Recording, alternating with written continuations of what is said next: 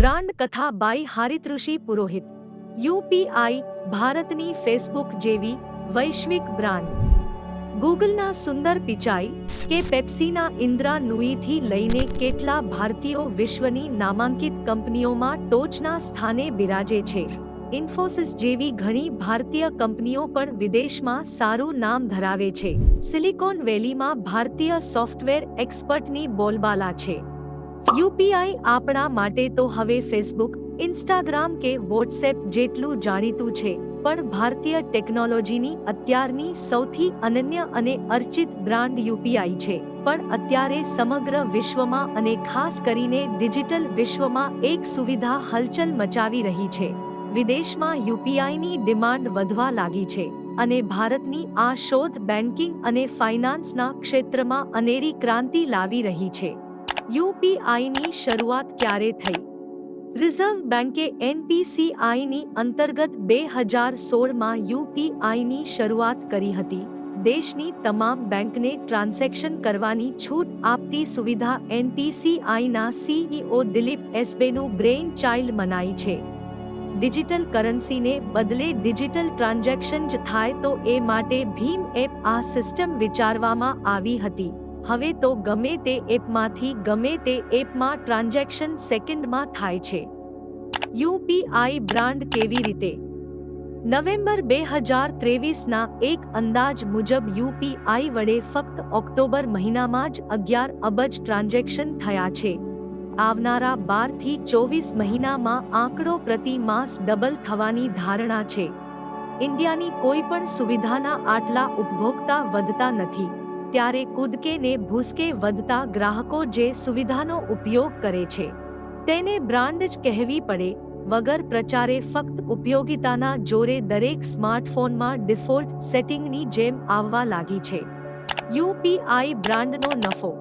ખરેખર તો યુપીઆઈનો નફો કંઈ જ નહીં, પણ આમ જુઓ તો નાના વેપારીઓની ટ્રાન્ઝેક્શન માટેની મુશ્કેલીઓનો ધી એન્ડ આવી ગયો છે। તેનાથી વધુ મૂલ્યવાન હોઈ શકે। ભારતીય અર્થતંત્રમાં નાના અને છૂટક ધંધાર્થીઓનો બહુ મોટો ફાળો છે।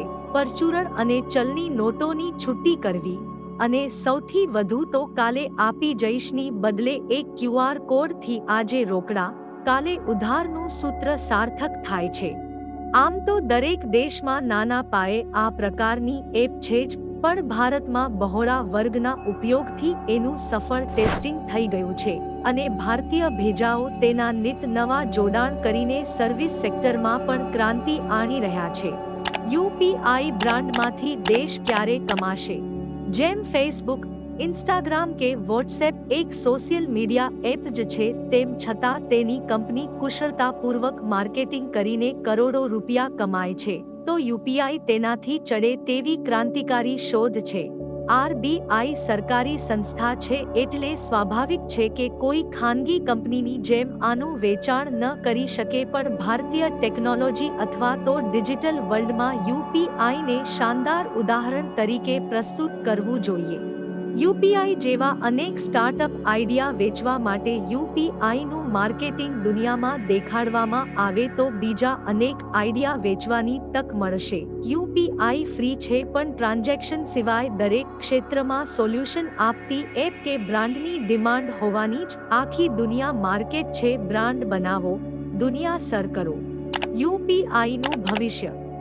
આગળ કહ્યું તેમ અત્યારે તો યુપીઆઈના ગ્રાહકો વધી રહ્યા છે અને ઉજ્જવળ ભવિષ્ય તો દેખાય જ છે, પણ આગળ એ વિચારવું રહ્યું કે ડિજિટલ પેમેન્ટ વર્લ્ડમાં અવનવી શોધ આવતી જ રહે છે, ત્યારે યુપીઆઈને સ્થિરતા આપવા હજુ વધુ પ્રચાર અને પ્રસારની જરૂર છે।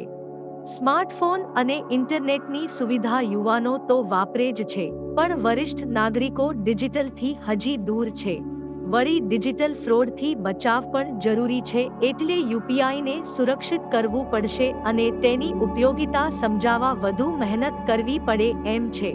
અત્યારે ક્રોસ બોર્ડર એગ્રીમેન્ટથી જાપાન, રશિયા, કેનેડા જેવા અનેક દેશોમાં યુપીઆઈનો ઉપયોગ થઈ શકે છે અને ભવિષ્યમાં વ્યાપ વધશે, એટલે યુપીઆઈ ડિજિટલ બ્રાન્ડ તરીકે ભારતનું નામ રોશન કરશે તે વાત પાક્કી છે।